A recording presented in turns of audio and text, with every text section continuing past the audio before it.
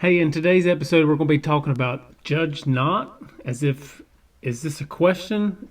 What did he mean by this? This is a statement that we hear so often. It goes along with something I've looked at all through this week, and that is tolerance. People say, well, you're not tolerant, judge not. They kind of have that same, it's different, but it has a lot of the same thought behind it.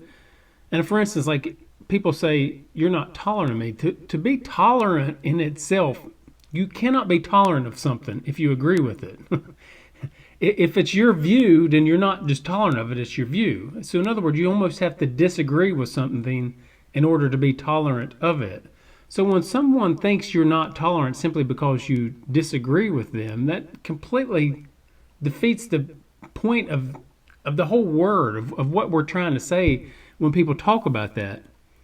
And judging, think of it this way: when someone says you're not to judge, or they say don't judge me, well, if you are telling me not to judge you, then you are in essence judging me, which means you're doing exactly what you're asking me not to do.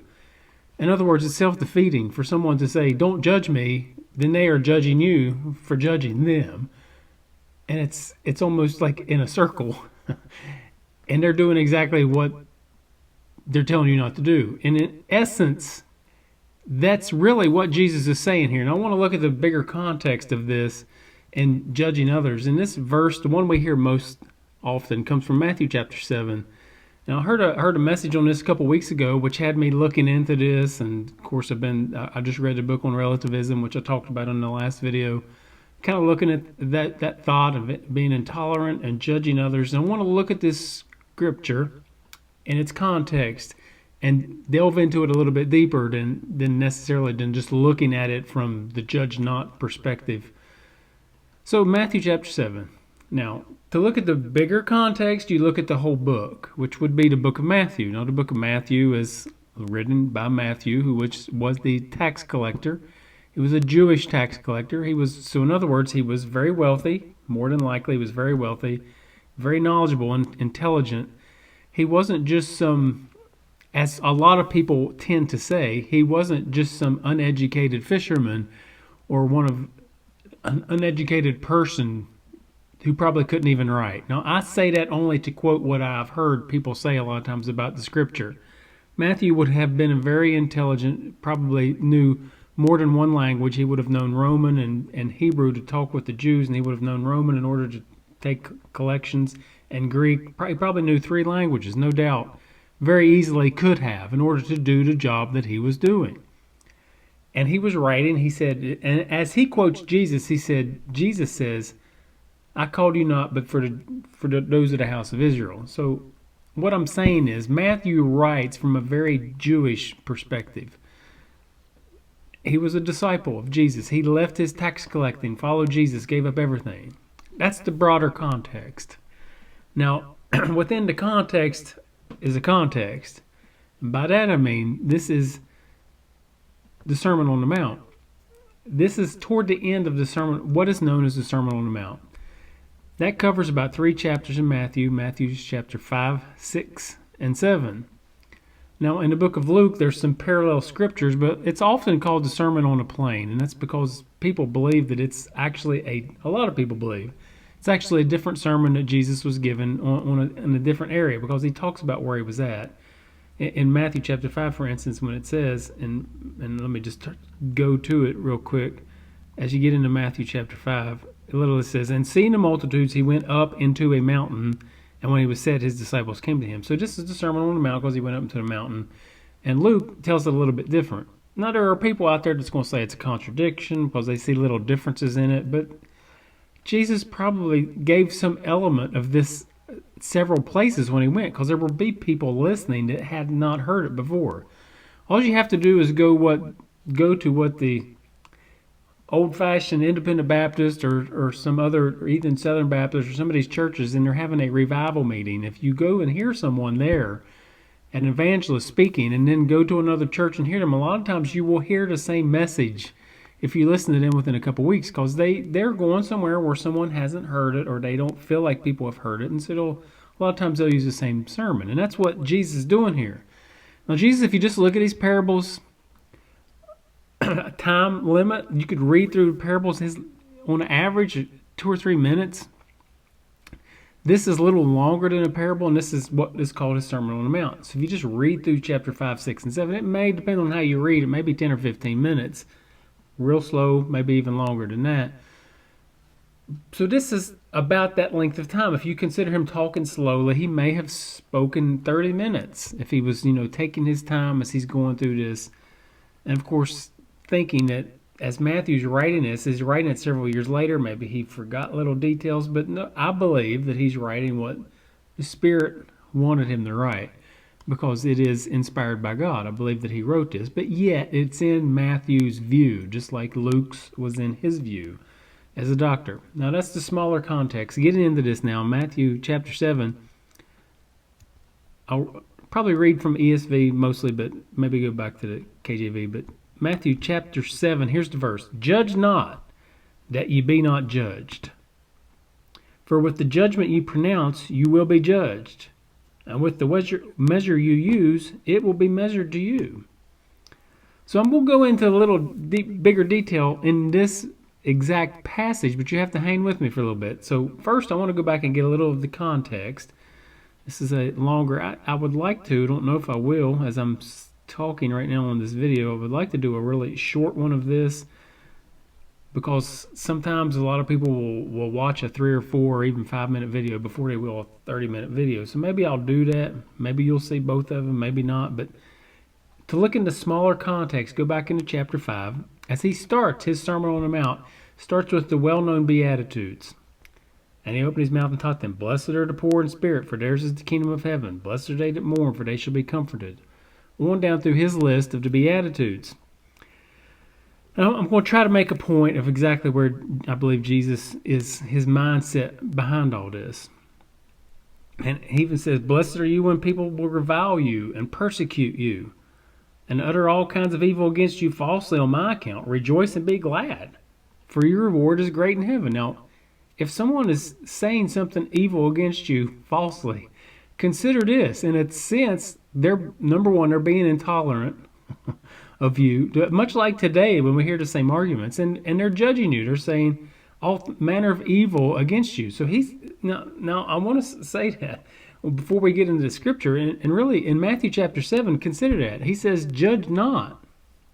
He doesn't say anything about how to react when someone is judging you. So as Christians, we should really never use that line. We should not consider saying, you don't judge me, because he does not say that. In essence, he says here, and this is just one example, he says, Blessed are you when people revile you and say all manner of evil against you falsely for my sake. And in a sense, meaning judging you. And that's what, this is not the same word, but he will use that same word here in just a moment. Then he gets into the salt and light passage, Matthew chapter 5. Be the salt of the earth, be the light of the world. And then he talks about, do you think that I've come to abolish the law? He said, I didn't come to abolish it, but to fulfill it.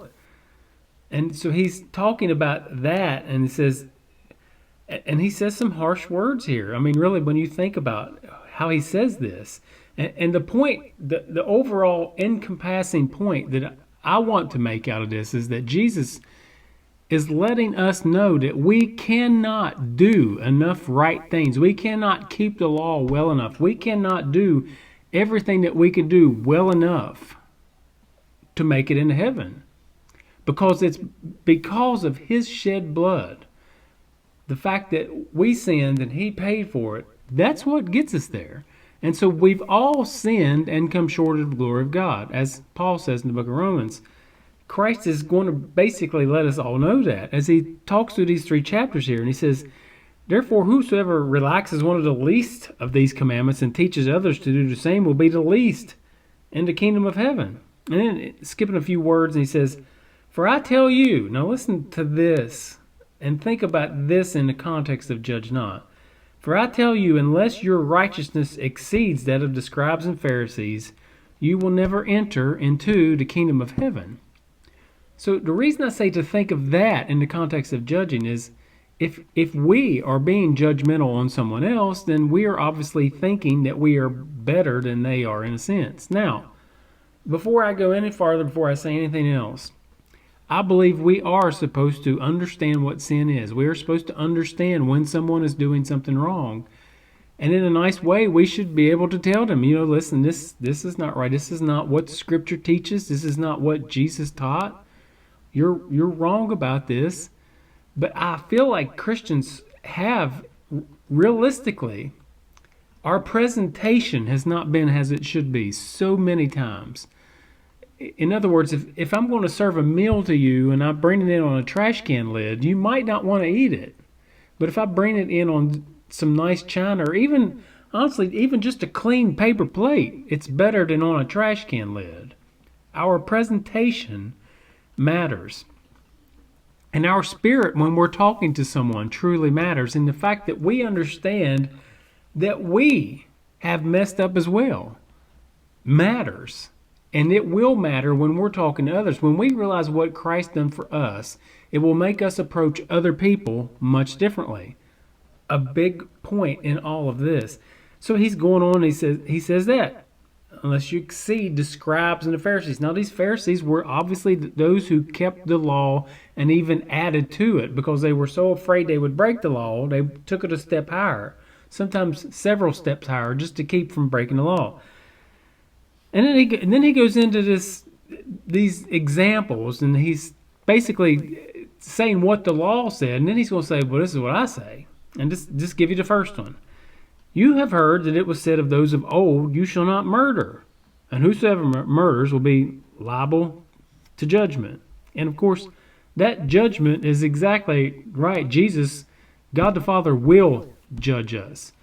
And see, we cannot condemn anyone. Only God can do that. But for us to say something is right or wrong, obviously we are to prove all things. We are to do these things. And Jesus is even going to say that in a moment. You got to hang with me.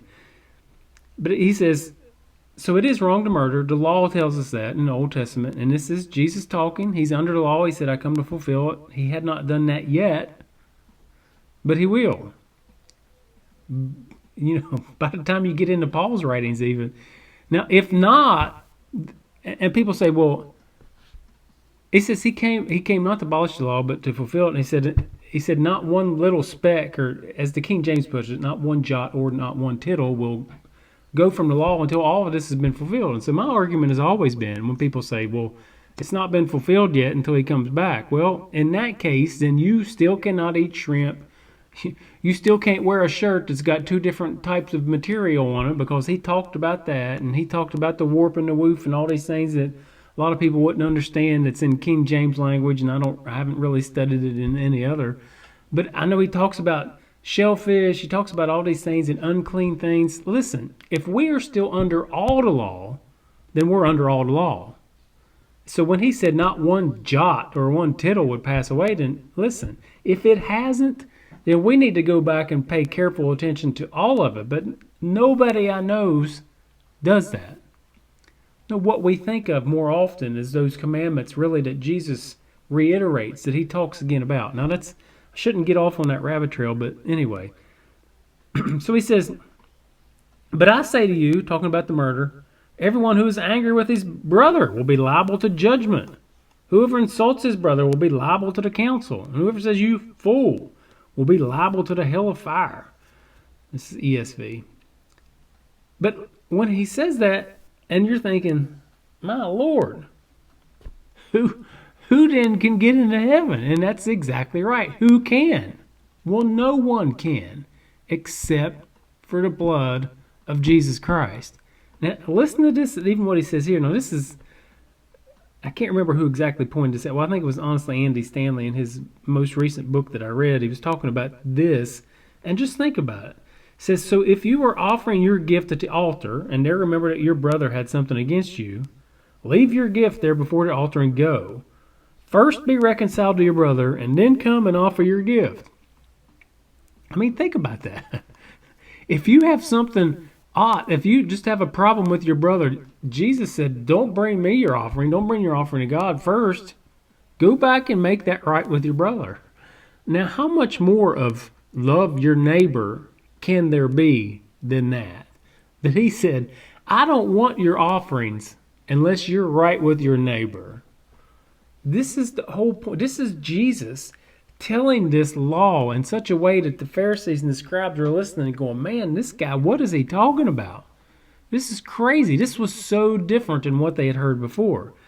And so he uses some other examples. I just said that to say this. This is Jesus, his sermon. It's all this thought. This is the context. And he's telling us, none of us are good enough. We've all sinned. And the word judge, it's used in chapter 7, the Greek word, is used again here in chapter 5. I say again, it's used first in chapter 5. Now, just looking at Matthew's uses, I'm not doing an exhaustive study of, the word judge in the scriptures, but I'm just want to look at it in its context.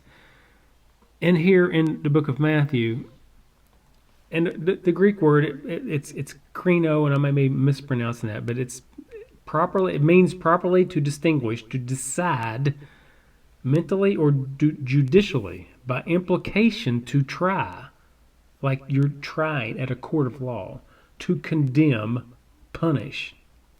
Now in the King James it's often translated judge, but not always. And in the ESV that I'm reading, it's translated the same way here in chapter 5 as it is in the KJV and ESV, and actually even in the NIV I looked at. And this is what it says. Okay, let's read it. It says, you have heard it was said, an eye for an eye and a tooth for a tooth. Now, that's Old Testament. It comes up, honestly, right in the same context in the book of Exodus, chapter 21, I believe, where he would go into what we would consider abortion. If a woman gets hurt and her child gets hurt, it's eye for eye, tooth for tooth. He said, but I say to you, do not resist the one who is evil, but if anyone slaps you on the right cheek, turn to him the other also. That's some pretty strong words.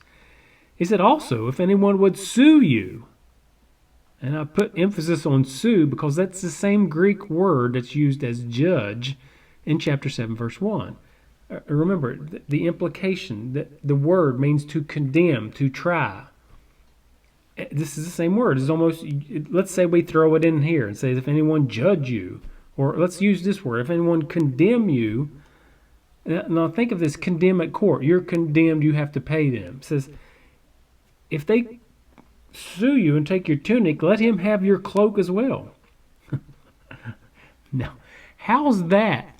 In other words, if I say you're not supposed to judge me, listen, this is another reason why I'm saying Christians ought not use that phrase. Now, if someone out there wants to use it at you, then you can, combat it maybe with some of what I'm telling you, but you can't get upset because Jesus never said to worry about that. He just told you not to do it to them. And this is even what he says, if someone condemns you, in court, and you have to give them their tunic, which is the clothes that goes under the cloak, he said, not only did he say to give it to him, he said, give him your cloak too. He says, if somebody tells you to walk a mile, which is what Rome could tell them to walk, he said, well, you walk too with them. You walk more than what you have to. Now, does this sound like someone who's telling you, be careful about judging someone? I mean, he's literally saying you go above and beyond when someone passes judge. If someone's not a Christian and they're judging you for something, just kill them with kindness, as some people would say. Just love your enemy, as Jesus even uses in this context in the Sermon on the Mount. So this is what we're supposed to do if someone's pointing a finger at us. But, and this is the context, is where he's talking, Matthew chapter 5, 6, and 7. Now, for sake of time, I'm going on to chapter 7. But this is all in his sermon as he's speaking, according to as it's written here in the book of Matthew. So then he gets down to chapter 7. Now, just consider, this is what I've said about, basically, don't think of yourself any better than anybody else because we've all sinned. And he even talks about that one. Other things he says in chapter 6, which, as I've said, for sake of time, I won't go there. But just read through 5, 6, and 7. It'll be a short read. It'll be a good devotional for today. He gets to chapter 7 and says, judge not that you be not judged. No, condemn. Remember, condemn not. that you be not condemned. Why? For with the judgment you pronounce, you will be judged. And with what measure you use, it will be measured to you. So in other words, consider what you're doing to someone else, because they are going to do the same thing to you. That's what and he goes on. Why do you see the speck that is in your brother's eye, but don't notice the log that is in your own eye? Now, it's as if to say, you're pointing out someone else's faults, but remember, yours are even worse. Now, that's what in a sense, that's what he's saying, because he says they have a speck, you have a log in your eye. And just consider, and so, as I've said, we've all sinned. This is Jesus as he's speaking. He's giving this Sermon on the Mount. 1 in verse 4. Or how can you say to your brother, let me take the speck out of your eye, when there is a log in your eye? So how can you point out what someone's doing when you are doing it as well? Now, remember, when Jesus paraphrased the law, the example he gave, you have read in old time, thou shalt not murder. But I say to you, if you hate your brother without a cause, I mean, he says it in this way, that we have all done that. And so we have to remember, when we're pointing something out in someone else, we have to remember our own heart and understand that we have messed up as well. I look back in an old Bible of mine, my big black Bible, and I have all my notes in it, and I had taught or preached a message, I think it was to the teen class back at Greystone Baptist Church, like almost 10 years ago now. And I had some points on this text, and I put critical versus compassion. So if you're compassionate to someone, you can point things out. But when you're critical, a lot of times people will not hear you. It gets back into the presentation. It gets back to your context, how you're handling that. And maybe we can sometime talk about tactics as well, which is another great book of Greg Kokel that I just talked about in my last video, and how to do that. I'm moving on now. Matthew chapter 7. He said that, let me repeat the last verse. How can you say, let me take the speck out of your eye when there's a log in your eye? You hypocrite. First, take the log out of your own eye, and then you will see clearly to take the speck out of your brother's eye. Now consider what he's saying. First, take the log out of your own eye, then you can see clearly to take the speck out of your brother's eye. Now, does that sound like someone who's saying you can never tell someone you're wrong, they're wrong? I believe in its context, number one, we've all messed up. We've all sinned and come short of the glory of God. First, deal with yourself so that you can see clearly to talk to someone else about it. And he literally says that, then. And so it's as if he's saying, not saying you can never judge, but be careful how you're judging. And then he goes into this verse, which I've heard a lot of people quote in the past, and let me just give you my quick take on it. He says, do not give dogs what is holy, and do not throw your pearls before pigs, or to the swine, as the KJV puts it, lest they trample them underfoot and turn to attack you. Now, consider in the context it's written in. Let's for instance, if someone knows that you hate, let's go back to the one that Jesus quoted first. If they know that you hate someone, if you've talked so viciously about how you hate someone, but they just killed somebody and you go up and talk to them, in their mind, they know what a hypocrite you're being, and so they can, with their words, turn again and just throw them on you. In other words, as the swine would turn again and trample you underfoot. Unless you take care of yourself, in other words, unless you understand that you're a sinner, unless you humbly come before God, listen, you try to pass judgment, they're just going to throw it back on you and turn again and rend you. You're casting your pearls before the swine, because unless we humbly and compassionately come to someone, it's extremely likely that they will just turn again and just tear you up. depending on the atmosphere and who it is. And this is, I believe, what Jesus is saying. Then he goes into the ask, and it should be given you. But I just want to skip over to go to verse 12. And this is a verse I believe we should all live by. I believe in its context, the Sermon on the Mount all goes into this. So whatever you wish others would do to you, do also to them. For this is the law and the prophets. Basically, known as the golden rule, sum it up. Whatever you would want somebody else to do to you, do it to them. Now think of that in just the judge not context that we're talking about. If you don't want somebody treating you a certain way or judging you in a certain manner or something, then don't do it to them. You know, oftentimes, think of it this way. A lot of times if you're going to talk to someone, it's better if you get them out alone, or at most just a couple people. The example that Kyle Mercer used at Two Cities when he was preaching this said if you have a log in your eye and you go to turn, you're going to wipe people out. I think he said something similar to that, talking about the delicate of doing eye surgery, taking a speck out of someone's eye. There'd only be probably a couple people in the room, which I could attest to that. So he was saying, and I think it's a great point to bring out in this, if you want to judge someone, treat someone like you would want to be treated. If you know of something you need to tell someone, and listen, if we can understand that we're sinners, if we can go to someone, listen, someone needs oftentimes to let someone know if they're doing something wrong. You may be, if you do it in the right way with compassion, you may be what changes their life.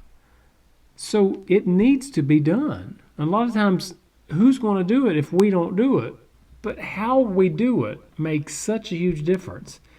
And how you want someone else to do it to you, do it to them. Don't point people out in front of everybody. Don't get up on a stage if you're a pastor and call them up. Listen, that's not the way to do it. And Jesus says, whatever you would have one others to do, you do even to them. I mean, he sums it up. He's getting to the end of the Sermon on the Mount when he says this. And this, in my sense, he's almost like he's summing it up with this type of thought. And this is a thought, I've heard people say, well, Jesus wasn't the first to say that. But really, from my understanding, he was. Buddha said something similar. Confucius said something similar hundreds of years before. But consider, Confucius, he said it like this: don't do to others what you would not want done to you. And that's not a quote, but it's in the negative. Don't do. And Jesus said do. It's in the positive. Do to others as you would have them do unto you. It's proactive. It's go on and do it.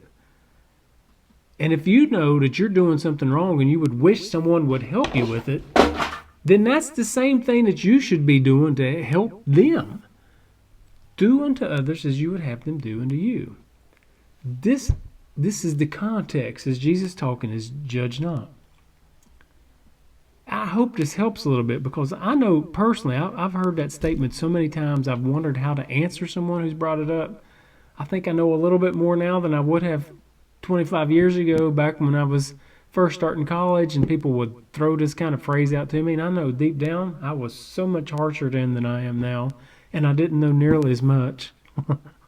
So I think hopefully we all will grow as we get older in how to do this.